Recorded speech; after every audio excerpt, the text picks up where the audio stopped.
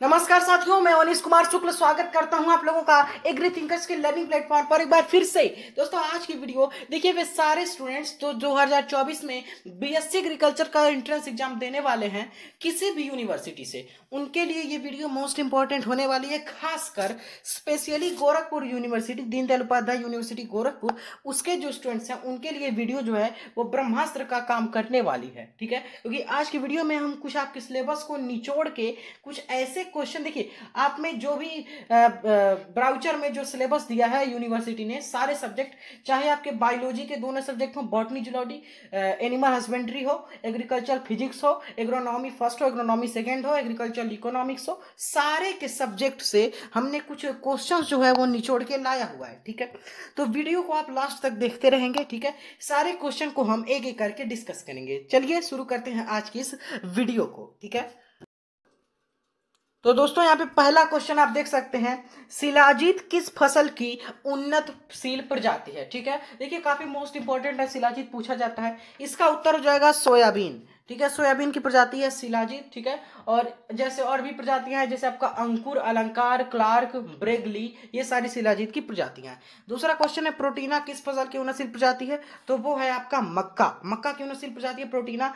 और एक और प्रजाति आप मक्का की याद रखेंगे, जो है आपका यहाँ पर, जैसे गंगा सफेद दो है, नवीन है, जौनपुरी है, लक्ष्मी है, कंचन है। ठीक है, कौन सी फसलें मृदा में नाइट्रोजन का स्थिरीकरण करती हैं, तो दलहनी फसलें जो लेगुमिनस क्रॉप होती हैं, जैसे आपका बरसीम और सोयाबीन, फिर जैसे आपका अरहर, मटर और मूंगफली, ये सारी फसलें आपका सोयाबीन वगैरह, ये जो है यानी नाइट्रोजन को फिक्स करती हैं, फिक्सेशन करती हैं। ठीक है, फिर देखिए अरहर की शीघ्र पकने वाली प्रजातियां कौन सी हैं, तो इसमें जैसे आपका मानक है, पारस है, टाइप 21 है, पूसा 9 है। ठीक है, ये आपकी प्रजातियां हैं। फिर चने की विल्ट रोधी प्रजातियां पूछा जा रहा है, तो इसको आप ध्यान में रखें। विल्ट रोधी प्रजातियों में चने की आपका उकठा अवरोधी है। दूसरी प्रजाति आपको WCG2 है, जिसको सूर्या भी बोलते हैं। ठीक है, वैसे सूर्या तो पपीते की भी प्रजाति है, लेकिन यहाँ पर उकठा अवरोधी ये पहली प्रजाति है, इसी का नाम है, और WCG2। ठीक है,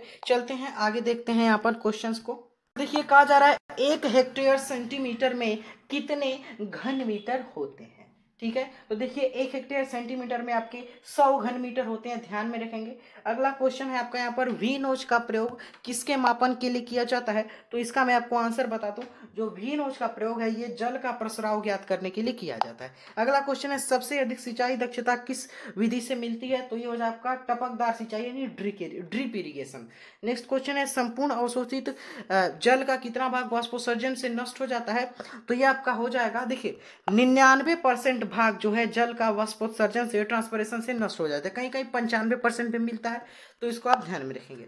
फसल को पाले से बचाने के लिए क्या करते हैं, तो जैसे आप सिंचाई कर सकते हैं, धुआं कर सकते हैं, पाला अवरोधी प्रजातियां लगा सकते हैं, ये सारी चीजें कर सकते हैं। आगे देखते हैं, यहाँ पर देख लीजिए दोस्तों, और क्वेश्चन क्या कह रहे हैं। क्वेश्चन नंबर 11 आपका यहाँ पर, जैसे कि आप लोग देख सकते हैं, पशुओं की मूल प्रवृत्ति क्या है। ठीक है, तो यहाँ पर देखिए पशुओं की मूल प्रवृत्ति क्या है, तो इसमें आपका हो जाएगा भोजन प्राप्ति और आत्मरक्षा। अगला क्वेश्चन है, पशुओं में मनुष्य की तुलना में अधिक क्या विकसित होता है, तो ये हो जाएगा ज्ञानेंद्रियां। संकरण में प्रयुक्त गाय की विदेशी नस्लें हैं, तो जैसे आपका इसमें जर्सी है, और होल्स्टीन फ्रीजियन है, ब्राउन स्विस है। देखिए जर्सी नहीं लिखेंगे, संकरण में जो है यानी कौन कौन सी विदेशी नस्लें जो हैं वो प्रयुक्त हैं संकर प्रजनन में। ठीक है, संकर प्रजनन में कौन कौन सी प्रयुक्त है, तो इसको आप इस क्वेश्चन को भी ध्यान में रखेंगे कि कौन कौन सी गाय है जिनसे संकरण किया जाता है, जैसे आपका ब्राउन स्विस है। ठीक है, ध्यान में रखेंगे, और होल्स्टीन फ्रीजियन है, जर्सी है, ये सारी गायें होती हैं।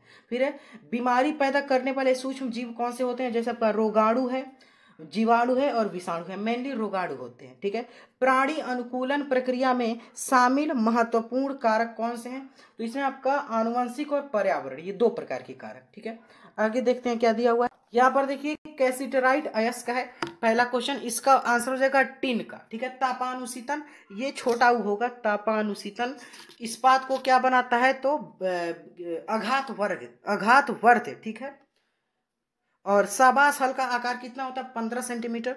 मेस्टन हल की फार का प्रकार होता है, तो ये भी आपको ध्यान में रखना है, ये आपका होता है मेस्टन हल की फार का प्रकार जो है स्लिप फार होता है, ठीक है। मेस्टन हल की दावरोधी होती है। इस क्वेश्चन में थोड़ा सा कंफ्यूजन है, लेकिन वी आकार इसमें आप लगा देंगे। आगे देखते हैं। यहाँ पे कुछ और क्वेश्चन देख लीजिए साथियों। देखिए बार बार जो है वीडियो कट जी रही है, किन्हीं कारणों के वश कट जा रही है। तने का निर्माण पौधे के किस भाग से होता है? ये आपका हो जाएगा प्रांकुर यानी प्लूम्यूल से।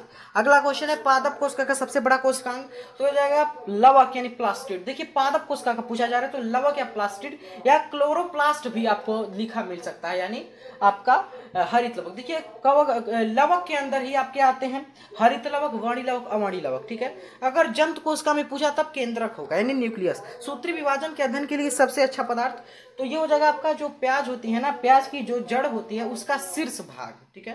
तने की लंबाई में वृद्धि का कारण तो हो जाएगा विभज्योतक। मूल रोम किससे उत्पन्न होते हैं? जो रूट हेयर होते हैं, जो जल वगैरह का अवशोषण करते हैं, तो वो उत्पन्न होते हैं मूलीय त्वचा से। चलिए आगे देखते हैं।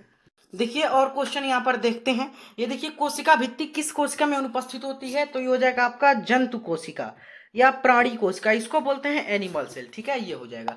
द्विनाम पद्धति में दो पद कौन कौन से होते हैं? जैसे आपको पता है, पहला होता है जीनस यानी वंश का, दूसरा होता है स्पीसीज यानी जाति का।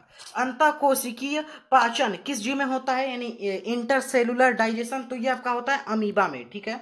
पैरामीशियम लैंगिक प्रजनन, यानी पैरामीशियम में अलैंगिक प्रजनन जो है वो प्राय किसके द्वारा होता है? तो आपका होता है बाइनरी फ्यूजन यानी द्विखंडन के द्वारा, ठीक है। एस्कैरिस कैसा होता है? तो एस्कैरिस आपका, अगर आप पढ़े होंगे तो एस्कैरिस जो है ये आपका एक लिंगी होता है और अंतःपरजीवी होता है, ठीक है। आगे देखते हैं। आगे यहाँ पे क्वेश्चन की श्रृंखला में कुछ और दिया गया है। अर्थशास्त्र की आवश्यकता भिन्नता संबंधी परिभाषा दी, तो ये दी थी, देखिए जो वांटलेसनेस डिफिनेशन है इकोनॉमिक्स की, ये दी थी भारतीय अर्थशास्त्री जेके मेहता यानी जसवंत के खुसरो मेहता ने। अर्थशास्त्र की विषय सामग्री को कितने भागों में बांटा गया? तो 5 भागों में। उत्पादन, उपभोग, विनिमय, वितरण, राजस्व।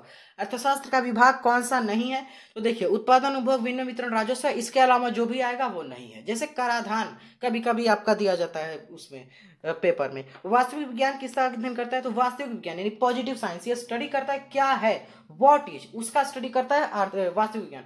और आदर्शात्मक विज्ञान यानी नॉर्मेटिव साइंस, वो स्टडी करता है क्या होना चाहिए, व्हाट ऑट टू बी। तो वास्तविक विज्ञान अध्ययन करता है क्या है यानी व्हाट इज का, ठीक है।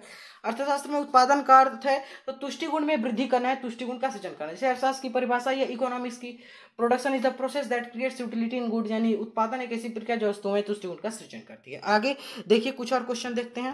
देखिए क्वेश्चन दोस्तों, क्वेश्चन की जो लास्ट स्लाइड है यहाँ पर, मिश्रण का उदाहरण क्या है? तो मिश्रण में पहले तो आपका वायु ही होता है, एयर जिसको बोलते हैं, ये मिश्रण का यानी कई सारी गैसों का ये भौतिक मिश्रण है, ठीक है। और आपका शहद जो हनी होता है वो भी होता है मिश्रण, ठीक है। नमक का जलीय विलयन कैसा होता है? तो नमक का जलीय विलयन होता है समांग मिश्रण। रक्त की प्रकृति कैसी होती है, यानी उसका नेचर पूछा जाता है, अम्लीय होता है, क्षारीय होता है। तो आपने मैंने आपको बताया उसका पीएच 7.4 होता है, और 7 से ऊपर जो होता है वो अम्लीय का होता है। तो रक्त जो है वो हल्का अम्लीय होता है, ठीक है, दुर्बल अम्लीय होता है, ठीक है। तो इसका इसमें होता है अम्लीय, ठीक है। आधुनिक आवर्त सारणी में कितने समूह होते हैं? तो आधुनिक आवर्त सारणी में आपके 18 समूह होते हैं, ठीक है। फिर है मेंडलीव की आवर्त सारणी में कितने आवर्त होते हैं? तो मेंडलीव की आवर्त सारणी में आवर्त कितने? तो हो जाएगा आपका 7, ठीक है। आधुनिक आवर्त सारणी में 18 समूह, मेंडलीव की आवर्त सारणी में 7 आवर्त, ठीक है। तो यहाँ पर वीडियो जो है कंप्लीट होती है। अगर आप लोगों को वीडियो अच्छी लगे तो यहाँ पर आप इस इंस्ट्रक्शंस को फॉलो कर सकते हैं। पीडीएफ के लिए ज्वाइन करना है टेलीग्राम चैनल, आज ही आपको पीडीएफ मिल जाएगा। टेलीग्राम चैनल ज्वाइन कीजिए, वहां से पीडीएफ आप लेके डाउनलोड करके पढ़ सकते हैं, ठीक है। तो मिलते हैं नेक्स्ट वीडियो में, और टेलीग्राम चैनल का लिंक मिल जाएगा डिस्क्रिप्शन सेक्शन में, ठीक है। वहीं पर व्हाट्सएप ग्रुप का लिंक है, उसको भी ज्वाइन करें और अपनी क्वेरीज जो है वो आपसे पूछ कर सॉल्व करा सकते हैं, ठीक है। आपको जो है बने रहना है एग्रीथिंकर्स के साथ। Thanks for watching, have a nice day, take care.